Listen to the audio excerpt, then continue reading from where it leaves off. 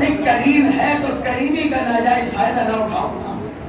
اگر وہ بخشوانے کے لیے تیار ہے نا، بات تو جب میرا ہم کہہ رہے ہم مولا کے عزادار نہیں، مولا کہے ہاں میرے عزادار ہیں. جب معصومین نے ہر پریشانی کا حل بتا دیا، اگر گناہ سے بچنا تو کیسے بچنا؟ ایک شخص نے امام جعفر صادق علیہ السلام سے پوچھا، تو پوچھا مولا میں بہت کوشش کرتا ہوں گناہ نہ کروں مگر ہو جاتا ہے، مولا بہت کوشش کرتا ہوں گناہ ہو جاتا ہے. امام نے جواب دیا یہ بتاؤ جب تم گناہ کرتے ہو کس کے سامنے کرتے ہو؟ سنا مولا کسی کے سامنے کرو گا راز کھل جائے گا. کیا اپنے گھر والوں کے سامنے کر سکتے ہو؟ کہ نہیں. یار دوست کے سامنے کا نہیں، رشتہ داروں کے سامنے کا نہیں. کہ کیوں؟ مولا وہ مجھے دیکھ لیں گے بے عزتی ہو جائے گی. امام نے کہا بندے کا خطرہ ہے، اللہ کا ڈر نہیں ہے. بندہ دیکھ لے تو گناہ نہیں کرتا، اللہ جو دیکھ رہا ہے اس سے ڈر نہیں لگتا. امام نے ہر چیز کا حل بتایا، امام نے ہر مشکل کا حل بتایا. جو معصومین فاتح کرتے تھے مجبوری میں نہیں، یہ مجبور نہیں مختار ہے.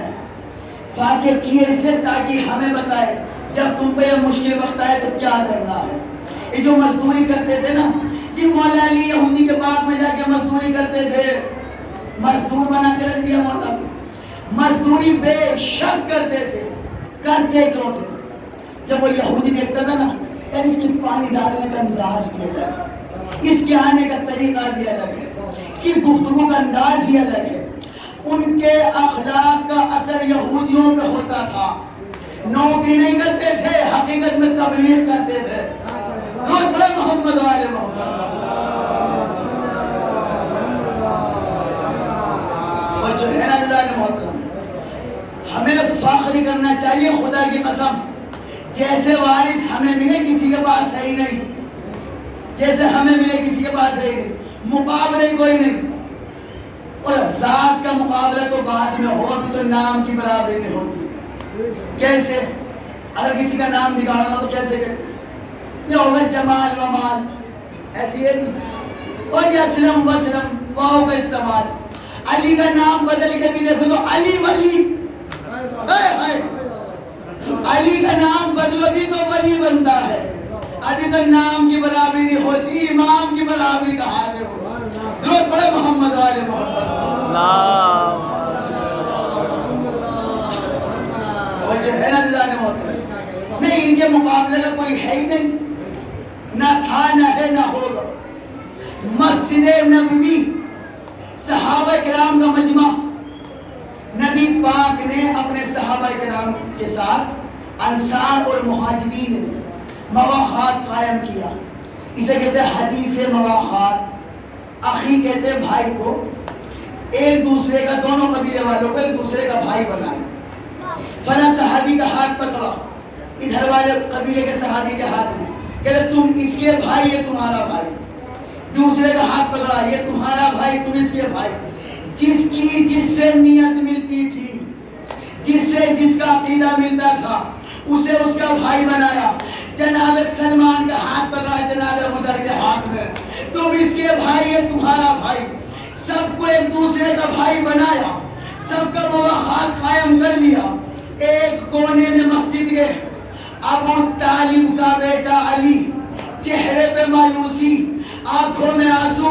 رسول خدا نے دیکھا یا علی تمہارے چہرے پہ مایوسی کیسے، یہ آنکھوں میں آنسو کیسے؟ رسول خدا نے پوچھا. علی نے فرمایا یا رسول اللہ آپ نے سب کو ایک دوسرے کا بھائی بنا دیا، مجھے کسی کا بھائی نہیں بنایا. رسول نے کہا یا علی اگر ان میں کوئی تم جیسا ہوتا،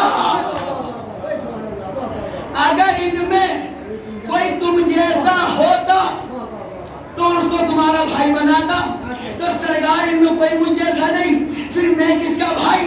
سینے لگائے گا تم میرے بھائی، میں تمہارا بھائی. روز بڑے محمد والے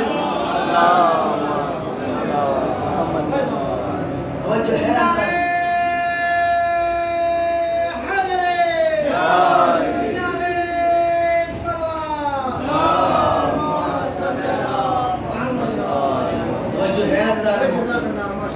کہا تم میرے بھائی میں تمہارا بھائی. کہا یہ جنہیں میں نے مواخات قائم کیا ہے نا یہ ایک دوسرے کے بھائی لیکن دنیا میں, اور اپنے نے کہا تم دنیا میں بھی میرے بھائی ہو آخرت میں بھی میرے بھائی ہو. کیا کہنے خدا کی قسم اس گھرانے, یہ مرکز نور کا مرکز ہے, یہاں نور ہی نور ہے, بشریت کا تصور ہی کوئی نہیں. یہ تو یہ ہے کہ ہمیں سمجھانے کے لیے, ہمیں پہچان کرانے کے لیے, اگر یہ نور کی شکل میں آتے تو ہم پہچان ہی نہیں پاتے, تجلی برداشت ہی نہیں کر پاتے تھے. حضرت موسیٰ جیسے نے نور دیکھا, ہر کسی تجلی دیکھی تو برداشت نہیں کی.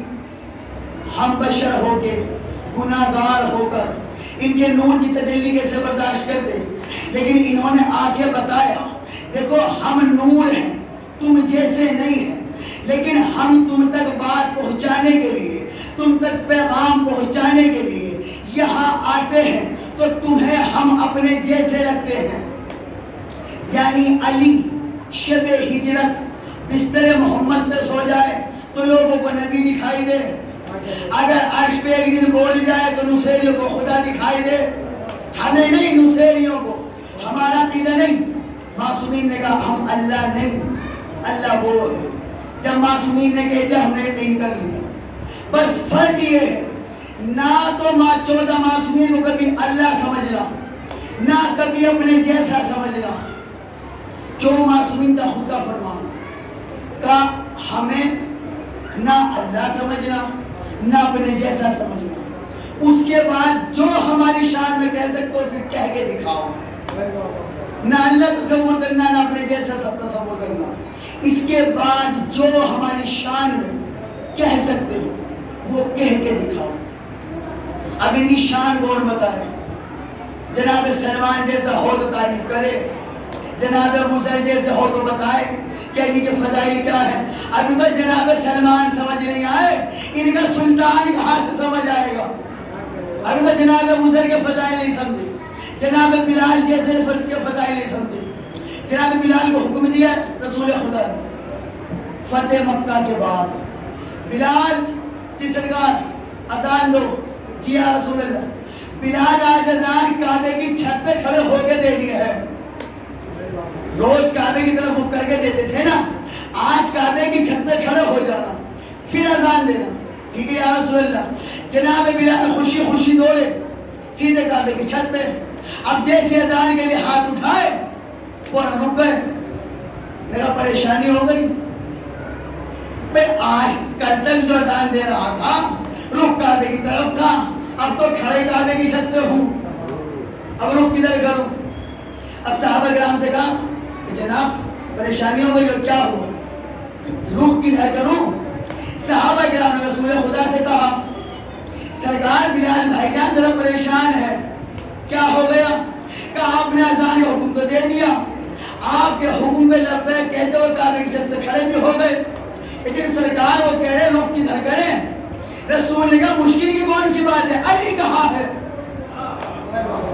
آئے نا علی ابن ابی طالب, علی کہاں ہے, علی کو بلاؤ. مولا علی کو بلایا, کعبے کے پاس کھڑا کر کے کہا بلال جی سرکار علی کی طرف رک کر کے اذان دے دو. سرکار کل تک اذان کعبے کی طرف ہوتی تھی, آج علی کی طرف رک کر کے کیوں. کہا یہ مکان کعبہ ہے, علی حقیقت کعبہ ہے. لوگ بڑے محمد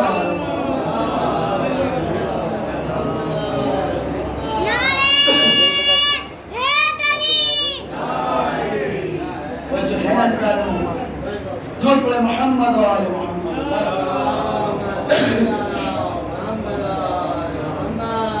توجہ ہے نظر محترم. 14 معصومین نے خدا کی قسم عقیدہ حقیقی کیا ہے وہ سمجھایا, عمل ہوتا کیسے ہے وہ سمجھایا. معصومین علیہ السلام کبھی امت مسلمہ سے کچھ نہیں مانگا, کبھی کچھ نہیں مانگا. امت مسلمہ کو ہر وقت دیا ہے, دیا کچھ نہیں. کبھی مشکل وقت اسلام پایا تو یہ گھرانہ آ گیا. ابو طالب کے گھرانے نے ہی قربانی, اس گھرانے نے کبھی کسی سے کچھ نہیں مانگا بس. لیکن وہ وقت کہ جس محمد مصطفیٰ کی نواسیوں نے، جس محمد مصطفیٰ کی بیٹیوں نے بیواؤں کے سروں پہ چادریں ڈالی تھی، آج اسی محمد کی نواسیاں بے مخنا و چادر شام کے بازار میں، کوفے کے دربار میں چادر کا سوال کرتی ہوئی گزر رہی تھی۔ عزاداروں کربلا کے میدان میں مولا حسین اپنے ایک انصار کو بھیج رہے، اپنے ایک جانثار کو بھیج رہے، جو بھی مقتل میں جاتا امام حسین سینہ تان کے کھڑے ہوئے تھے، کیوں؟ ابھی میرا غازی میرے ساتھ ہے۔ ایک وقت مولا عباس نے کہا آقا اب مجھے مقتل میں جانے کی اجازت دے دو۔ مولا حسین کہتے عباس تم میرے زور قمر ہو، عباس تم چلے جاؤ گے میری کمر ٹوٹ جائے گی۔ مولا عباس نے ایک مرتبہ بی بی زینب سے اجازت مانگی، کہتے شہزادی مجھے مقتل میں جانے کی اجازت دے دو۔ بی بی زینب نے طرف کے جملہ کہا، کہتے عباس میں آج سمجھ گئی، بابا نے ایک دن میری کلائیاں چومی تھی، میں نے پوچھا بابا میری کلائیاں کیوں چوم رہے ہو؟ میرے باپ علی نے کہا تھا کہ زینب ایک دن انہی ہاتھوں میں رسن بندھے گی۔ میں سوچتی تھی جب تک میرا عباس جیسا بھائی ہے کس کی ہمت جو میرے بازوؤں میں رسن باندھے۔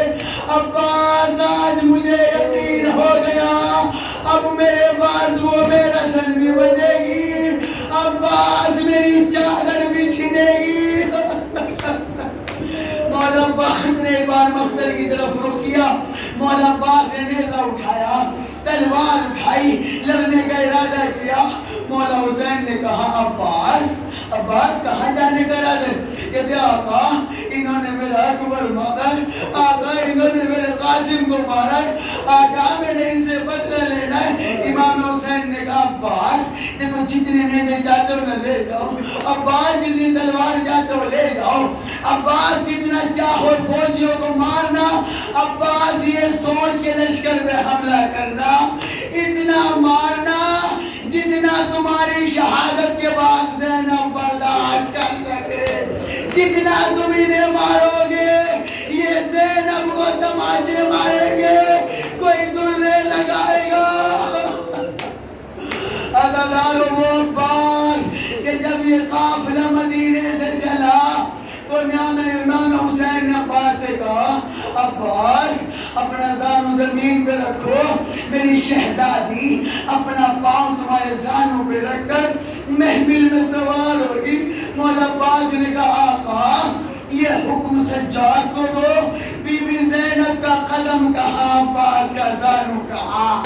عزاداروں جب عباس کو یہ گوارا نہیں تھا بی بی زینب کا قدم مولا عباس کے زانوں پہ آئے، اللہ جانے کیسے گوارا کیا ہوگا۔ وہی بی بی زینب سر پہ چادر نہیں ہے، ہاتھوں میں رسیاں، رو رو کے کہتی تھی کاش میرا غازی ہوتا، میرے سر سے کبھی چادر نہ چھنتی۔ اللہ لعنت اللہ القوم الظالمین۔